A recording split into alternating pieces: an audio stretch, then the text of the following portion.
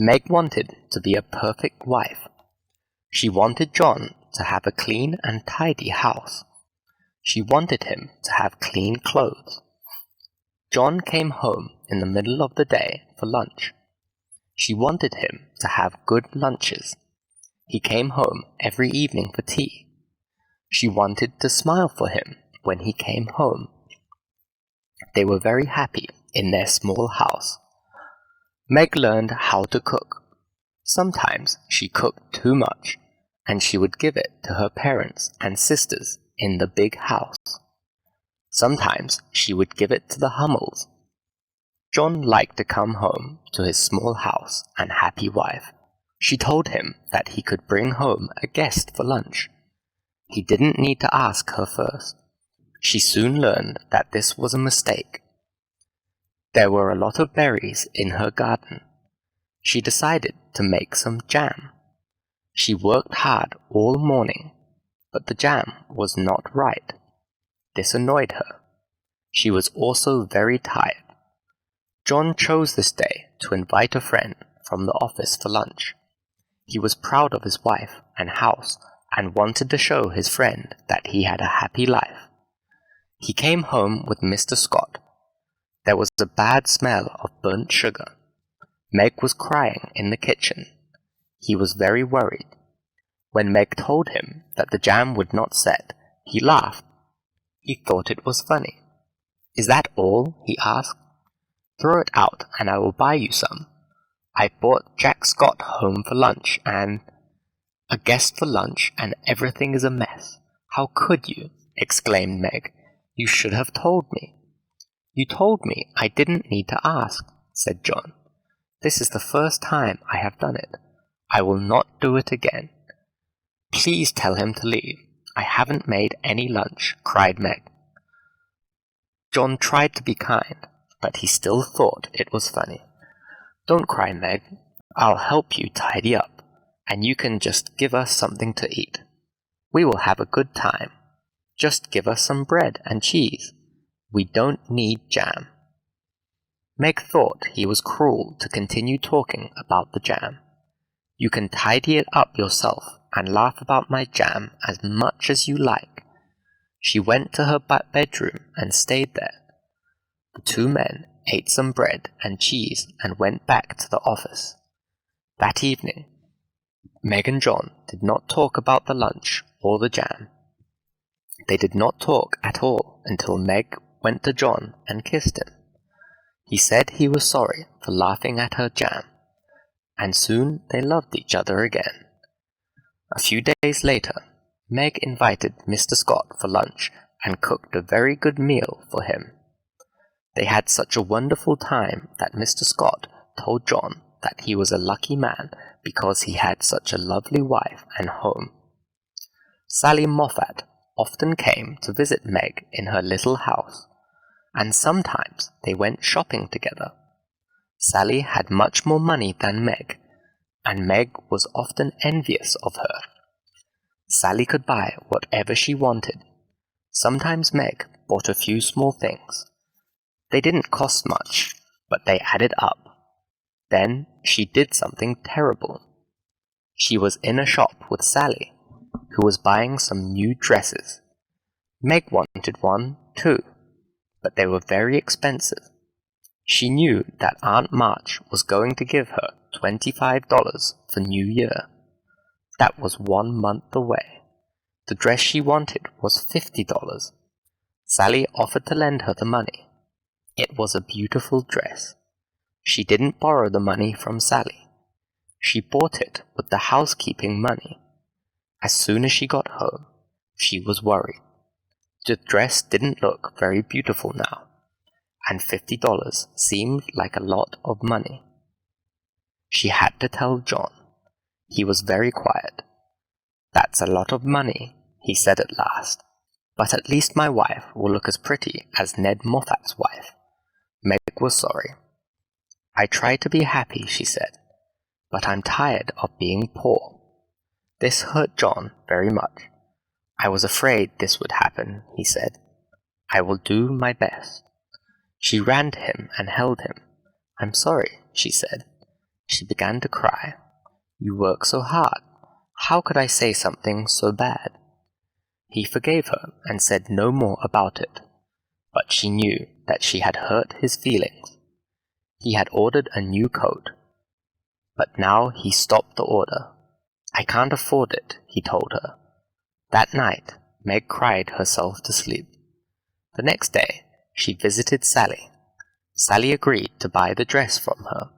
Then, she went to the shop and got the new coat that John had ordered. When he came home that evening, she was wearing it. "How do you like my new dress?" she asked him. He was very surprised and very pleased. They were both very happy. A few months after this, Meg and John became the parents of twins. The whole family was very happy. They called the boy Demi. They called the girl Daisy. Amy was still trying to be a lady. She asked Joe to help her make some visits to the families who lived nearby. Joe didn't want to do it, but finally agreed. Amy made a nice dress and said that she would tell her how to behave at each house. First, they visited the Chesters. "The Chesters are very serious," said Amy, "so don't do anything unexpected or silly. Just be calm and quiet." Joe was calm and quiet. She sat very still and hardly spoke. As they left, they heard Mrs. Chester say that she thought Joe was a very proud, unfriendly, and boring girl. Amy was annoyed with Joe. "We're going to the Lambs now," she said. "Please try to be friendlier and talk to them. Be interesting." Joe was interesting. She talked and talked. She told stories about Amy and other people. Amy blushed. Mrs. Lamb told Joe that she enjoyed her stories in the newspaper.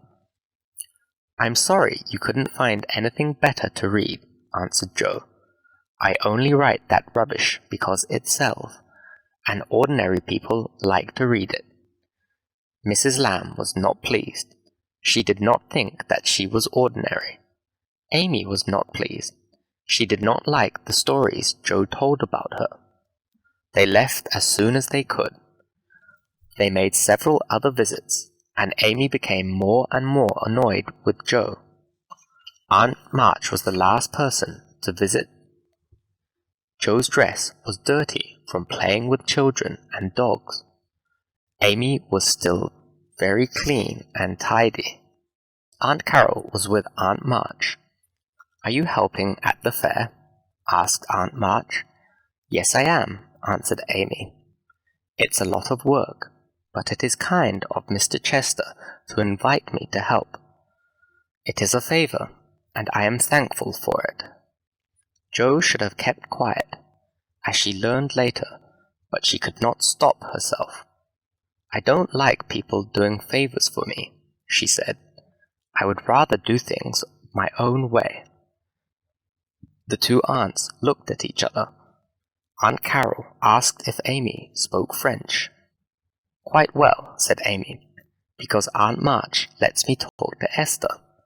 She smiled at Aunt March. Aunt March smiled at her and at Aunt Carol. Joe said that she could not speak a word of French.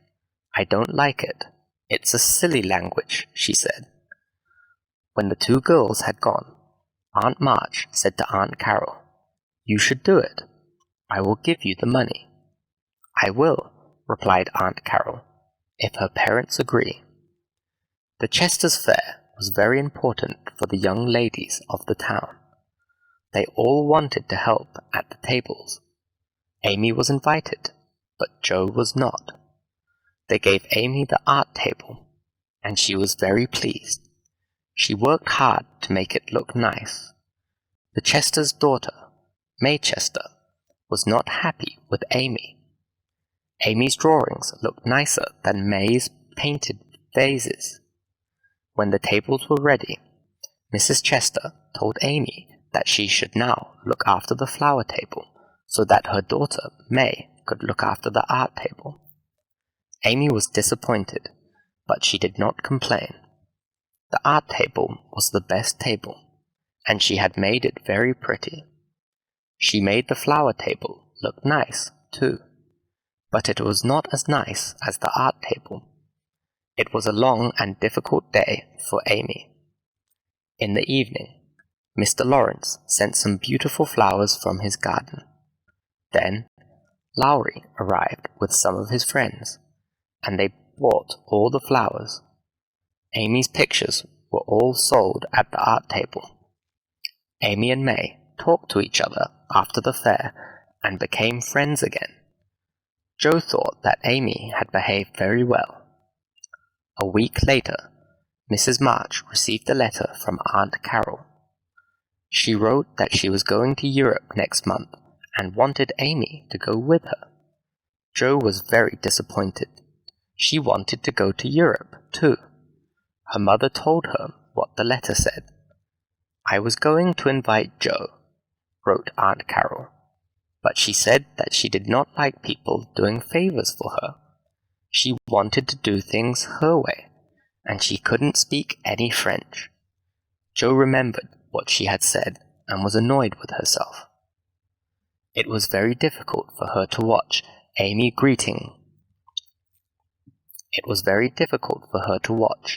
getting ready to leave. Lowry was pleased for Amy. He told her that he would